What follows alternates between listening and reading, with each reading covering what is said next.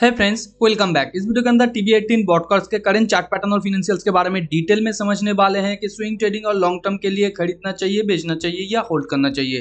Company के financials में कुछ दिक्कत है, उसके बारे में हम लोग डिटेल में बात करेंगे। तो वीडियो को स्टार्टिंग से आखिर तक देखिए क्योंकि वीडियो बहुत ज़्यादा नॉलेजेबल है। और अगर आप लॉन्ग टाइम के लिए होल्ड करना चाहते हैं तो भी ये वीडियो आपके लिए इंपॉर्टेंट होने वाला है। और करंट सिचुएशन में स्विंग ट्रेडर वालों को क्या करना चाहिए उसे भी हम लोग डिटेल में डिस्कस करेंगे। तो चलिए सीखते हैं एक साथ।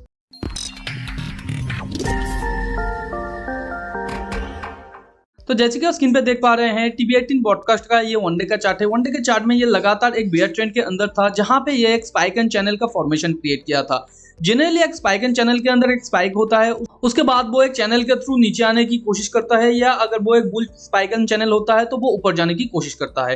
तो ये चैनल के थ्रू नीचे आने की कोशिश किया है और यहाँ पे चैनल के अंदर मिनिमम 3 स्पाइक तो होता ही है। तो 1 स्पाइक, 2 स्पाइक, 3 स्पाइक के बाद इसने 4th स्पाइक भी यहाँ पे क्रिएट किया है। हालांकि इसके बीच में भी मल्टीपल फॉर्मेशन है, मगर उसके बारे में हम लोग डिटेल में नहीं जाते हैं। यहाँ पे डायरेक्टली ये अपने बॉटम क्रिएट किया है। बॉटम क्रिएट करने के बाद यहाँ पे एक बेयर फ्लैग का फॉर्मेशन क्रिएट कर रहा था। तो बेयर फ्लैग से ये 2 लेग फॉर्मेशन से नीचे आया। नीचे आने के बाद यहाँ पे डबल बॉटम क्रिएट किया और फिर ऊपर जाने की कोशिश किया है। और जब कोई 2 लेग फॉर्मेशन के साथ नीचे आता है तो नेक्स्ट उसका जो टारगेट होना चाहिए 2 लेग जो स्टार्ट हुआ था वहां तक होता है। और अगर वो एक स्पाइक एंड चैनल का फॉर्मेशन है बिग चार्ट के अंदर, तो चैनल जहां से स्टार्ट हुआ था उसके बॉटम तक या उसके टॉप तक वो जाने की कोशिश करता है। तो यहाँ से चैनल स्टार्ट हुआ था, यहाँ पे आके इसने फिर से रिवर्स किया है और यहाँ से इसने 2 लेग का फॉर्मेशन स्टार्ट किया था। तो नेक्स्ट इसका जो टारगेट होना चाहिए यहाँ तक।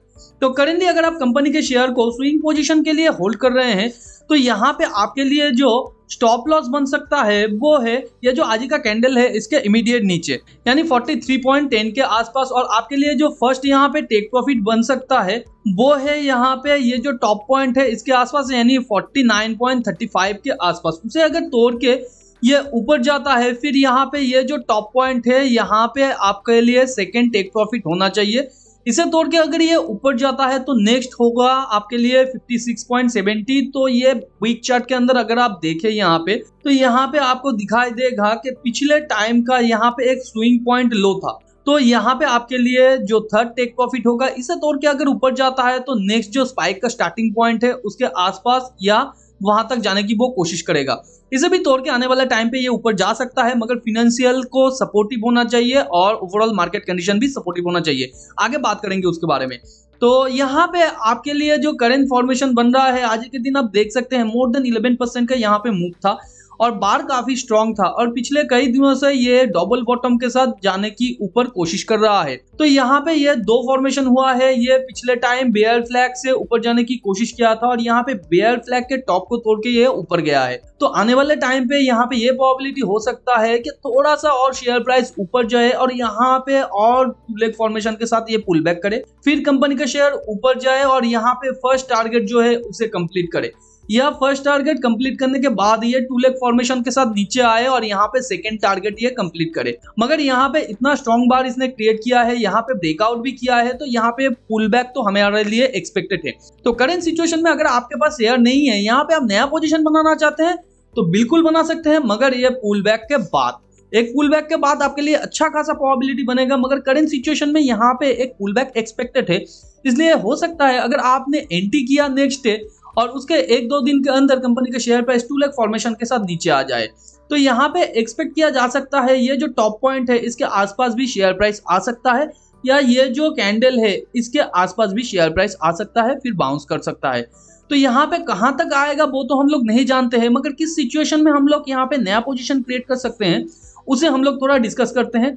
जैसे कि ये 1-2 बार के साथ अगर ऊपर जाता है फिर ये 2 लेग फॉर्मेशन के साथ नीचे आता है, जैसे कि यहाँ से ये नीचे आया, ये हुआ इसका 1 लेग, फिर ये थोड़ा सा पुल बैक किया, यहाँ पे फिर नीचे आया, ये हुआ इसका सेकंड लेग। तो इस तरीके से जब 2 लेग फॉर्मेशन के साथ वो नीचे आएगा, जिस चैनल से वो नीचे आया है उसे तोड़ के अगर वो अच्छे खासे स्ट्रॉन्गनेस के साथ ऊपर जाता है, जैसे कि यहाँ से इसने नीचे आया और इसे तोड़ के ये देखिए स्ट्रॉन्गनेस के साथ ये ऊपर गया, ब्रेकआउट किया, फिर थोड़ा सा इसने पुल बैक किया, जैसे कि यहाँ पे पुल बैक किया, फिर ऊपर जाने की कोशिश किया है, फिर यहाँ से जब ऊपर जाने की कोशिश करेगा तो यहाँ पे आपके लिए बनेगा नया स्विंग पोजीशन।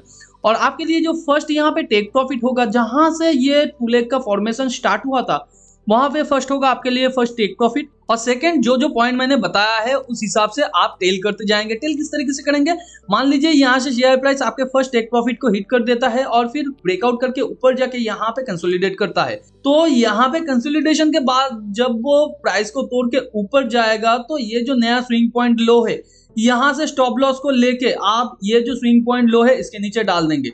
उससे पहले अगर आपको यहाँ पे स्विंग पोजीशन मिल जाता है तो यहाँ से स्टॉप लॉस को लेके ये जो स्विंग पॉइंट लो है इसके नीचे डाल देंगे। तो इस तरीके से फर्दर ऊपर जब भी वो नया स्विंग पॉइंट लो बना के ऊपर जाने की कोशिश करेगा पिछले टाइम स्विंग हाई को तोड़ के, वहां पे आप अपना स्टॉप लॉस को मूव करते जाएंगे। इस तरीके से अगर आप टेल करते जाएंगे तो आपका स्टॉप लॉस छोटा हो जाएगा, टेक प्रॉफिट बड़ा हो जाएगा। और यहाँ पे और एक सिचुएशन है, करंट सिचुएशन में ये बार बहुत ही स्ट्रांग है, तो यहाँ पे आप अपने स्विंग पोजीशन का अगर आप होल्ड कर रहे हैं तो 50 to 60% टेक प्रॉफिट ले सकते हैं, क्योंकि यहाँ पे आने वाले सिचुएशन में टू लेग का फॉर्मेशन हो सकता है और होने के बाद अच्छा खासा आपका यहाँ पे प्रोबेबिलिटी बनेगा। तो वहां पे भी आप एग्जिस्टिंग पोजीशन के अंदर ऐड कर सकते हैं और फर्दर उसे टेल कर सकते हैं। और अगर ये आने वाले टाइम पे आपके टेक प्रॉफिट को हिट करके फिर नीचे आता है तो फिर उस केस में भी आपको नया पोजीशन मिल जाएगा। मगर यहाँ पे अगर ये एक रिवर्सल का पैटर्न क्रिएट करता है तो यहाँ पे आपके लिए निकलने का चांसेस बहुत ही कम होगा, क्योंकि यहाँ पे जो स्टॉप लॉस है वो बहुत नीचे है। इसलिए थोड़ा सा टेक प्रॉफिट लेना या प्रॉफिट को प्रोटेक्ट करना आपका प्राइमरी ऑब्जेक्टिव होना चाहिए। यहाँ पे अगर आप कंपनी के शेयर को लॉन्ग टाइम के लिए होल्ड करना चाहते हैं तो यहाँ पे कंपनी के फिनेंशियल को आपको देखना चाहिए। हालांकि अगर आप लॉन्ग टाइम के लिए स्विंग भी करते हैं तब भी आपको कंपनी के क्वार्टर ऑन क्वार्टर रिजल्ट को तो जरूर देखना चाहिए। सितंबर क्वार्टर का जो रेवेन्यू आया है वो पिछले साल के सितंबर से अच्छा आया है, मगर पिछले क्वार्टर से थोड़ा सा कम आया है। तो यहाँ पे ऑपरेटिंग प्रॉफिट मार्जिन में यहाँ पे गिरावट आया है, वो भी अच्छा खासा, जो पिछले साल के क्वार्टर में उतना नहीं था। और यहाँ पे नेट प्रॉफिट भी पिछले क्वार्टर से काफी ज्यादा कम है। तो यहाँ पे हम लोग कह सकते हैं overall year on year basis पे कंपनी का जो रेवेन्यू है वो घट रहा है और ये एक अच्छा बात नहीं है, तो ये एक मेजर कंसर्न है। उसके साथ साथ कंपनी का अगर हम लोग ईयर ऑन ईयर का जो रेवेन्यू स्ट्रक्चर देखें तो यहाँ पे रेवेन्यू के अंदर तो इंक्रीमेंट आ रहा है, मगर कंपनी का जो ऑपरेटिंग प्रॉफिट है वो धीरे धीरे घटता ही जा रहा है, यानी ऑपरेटिंग एक्सपेंसेस इसका बढ़ रहा है। उसके साथ साथ इंटरेस्ट पेबल भी कंपनी का अच्छा खासा बढ़ रहा है, इसकी वजह से नेट प्रॉफिट घट रहा है। तो ये यहाँ पे मेजर नेगेटिव चीज है अगर आप लॉन्ग टाइम के लिए शेयर को होल्ड कर रहे हैं तो। और इसके साथ साथ ये सारे चीज के दौरान आरओई के अंदर भी इसका इफेक्ट हम लोग देख सकते हैं, जैसे कि आरओई लगातार ये गिर रहा है और यहाँ पे कंपनी का डेट टू इक्विटी कैपिटल लगातार यहाँ पे बढ़ रहा है, जो कंपनी के लिए और एक कंसर्न है। तो लॉन्ग टाइम के लिए अगर आप होल्ड कर रहे हैं तो ये सारा का सारा चीज देखने के बाद ही आप होल्ड कीजिएगा, क्योंकि यहाँ पे ये चीज अगर इंप्रूव नहीं होता है तो आने वाले टाइम पे टेक्निकल के बेसिस पे कंपनी का शेयर प्राइस तो बहुत दूर जा सकता है, मगर वो टेम्पोररी सिचुएशन होगा, वो प्राइस सस्टेन नहीं कर पाएगा। अगर कंपनी को लॉन्ग टाइम में ये जो ऊपर 80 के पॉइंट को अगर टच करना है, जो पिछले टाइम का हाई पॉइंट था, तो यहाँ पे अच्छा खासा क्वार्टर ऑन क्वार्टर में इंप्रूवमेंट लाना चाहिए, नहीं तो यहाँ तक पहुंचने के लिए इसे बहुत ज्यादा स्ट्रगल करना पड़ेगा। एक स्ट्रॉन्ग मार्केट होना चाहिए, उसके साथ साथ यहाँ पे स्ट्रॉन्ग टेक्निकल भी होना चाहिए, तब वो उस पॉइंट तक पहुंचेगा, मगर वो प्राइस सस्टेनेबल नहीं होगा, फिर से वो गिर जाएगा। तो इसलिए एज पर फिनेंशियल मैं कंपनी के शेयर को लॉन्ग टाइम के लिए प्रेफर नहीं करूंगा, क्योंकि बहुत अच्छा कंपनीज है उसके अंदर मैं पैसा रखना ज्यादा पसंद करूंगा। और as per technical current situation में हम लोग लॉन्ग टाइम के लिए पोजीशन ले सकते हैं, मगर जब भी यहाँ पे अच्छा खासा कोई रिवर्सल का पैटर्न यहाँ पे क्रिएट होगा, वहां से मैं निकल जाने की कोशिश करूंगा। टेलीग्राम चैनल को भी ज्वाइन कर लीजिए, क्योंकि अचानक कोई अपॉर्चुनिटी आता है तो वही पे पहले अपडेट किया जाता है, क्योंकि वीडियो बनाना बहुत ज्यादा टाइम कंज्यूमिंग हो जाता है। वीडियो नॉलेजेबल लगे तो वीडियो को लाइक एंड शेयर कीजिए आपके उन फ्रेंड्स एंड फैमिली के साथ जो फाइनेंस और स्टॉक मार्केट में इंटरेस्ट रखते हैं। मिलते हैं अगले वीडियो पर, तब तक के लिए अपना बहुत ज्यादा ध्यान रखिए। Thanks for watching and happy investing.